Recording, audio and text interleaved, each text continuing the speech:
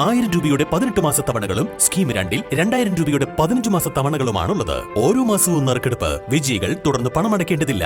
Anupama gold gallery, golden diamond, Edavanna, Thiruvali, Othayi. Erumamunda Chembankolli തീക്കടിക്കുന്നിൽ കാട്ടാനയുടെ വിളയാട്ടം.